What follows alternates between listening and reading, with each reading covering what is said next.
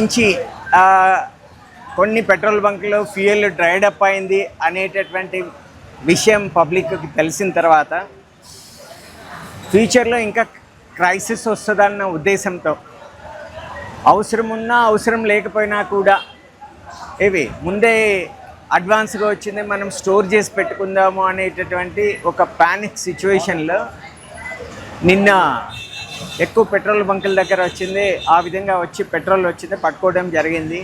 నిన్న already press statement కూడా మీకు ఇవ్వడం జరిగింది. హోల్సేల్ సప్లై పాయింట్ దగ్గర నుంచి రీటైల్ అవుట్లెట్ వరకు ఉండేటటువంటి దాంట్లో ఆ పంపిణీలో వాళ్ళ క్రెడిట్ పాలసీ మార్చడం వల్ల వచ్చినటువంటి ఆ డిలేతో మన సూళ్ళూరుపేట డివిజన్లో ఉండేటటువంటి 51 పెట్రోల్ బంకుల్లో ఆల్రెడీ అవి కొన్ని కారణాల వల్ల ఒక 3 మూతపడి ఉన్నాయి. ఒకటి ఓజెలు, ఒకటి తర్వాత వరదైపాలెము, ఒకటి అట్లానే తడలో వచ్చింది, ఒకటి రిమైనింగ్ ఉన్నటువంటి 48 పెట్రోల్ బంకుల్లో కూడా నిన్న సాయంకాలంకు ఓన్లీ 12 బంకుల్లో మాత్రమే ఫ్యూయల్ వచ్చింది, డ్రైడ్ అయింది. రిమైనింగ్ అన్నింటిలో కూడా ఎంఎస్ మోటార్ స్పిరిట్ పెట్రోల్ వచ్చింది, అవైలబిలిటీ ఉంది. ఓన్లీ డీజిల్కు ఇప్పుడు నిన్న కొన్ని పంపుల్లో డ్రైడ్ అప్ అవటం వల్ల ఉన్నటువంటి దాంట్లో రద్దీ వచ్చింది ఎక్కువగా జరిగింది.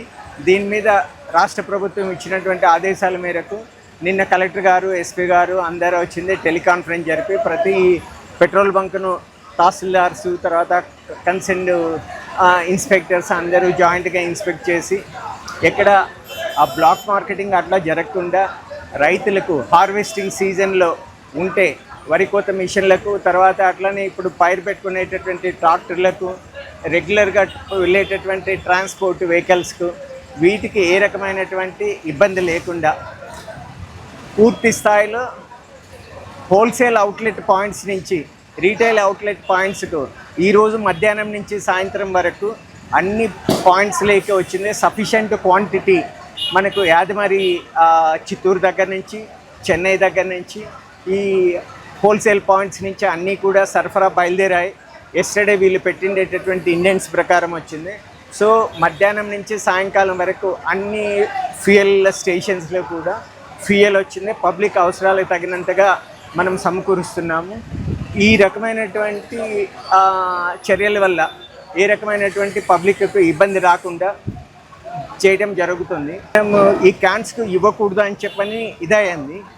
అయితే ఇప్పుడు మారుమూల విలేజెస్ నుంచి ఇప్పుడు వరి కోత మిషన్లు కానీ తర్వాత ఇప్పుడు దున్నుకునేటటువంటి ఫార్మర్స్కు వాళ్ళు మళ్ళీ ఆ ట్రాక్టర్స్కి వీల్స్ ఉండటం వల్ల వాళ్ళు రోడ్లో అవి తీసుకోవడానికి కుదరదు. కాబట్టి ఇప్పుడు పల్లెల నుంచి ఆ ట్రాక్టర్స్కు ఈ ప్యాడీ హార్వెస్టింగ్కు వచ్చిండేటటువంటి వాటికి ఇక్కడ మనం వాళ్ళ వివరాలను అడిగి అవి నిజంగానే అగ్రికల్చరల్ పర్పస్గా లేకపోతే అదర్ పర్పస్గా అనేటటువంటిది ఇచ్చేస్తూ ఎప్పటికప్పుడు ఏ రకమైనటువంటి ఇబ్బంది లేకుండా రైతులకి అందరికీ కూడా వాళ్ళ ఈ అగ్రికల్చరల్ వర్క్స్కు లోటు లేకుండా వచ్చింది సరఫరా చేయడం జరుగుతుందని ఇందు మూలంగా తెలియజేయడం జరుగుతుంది.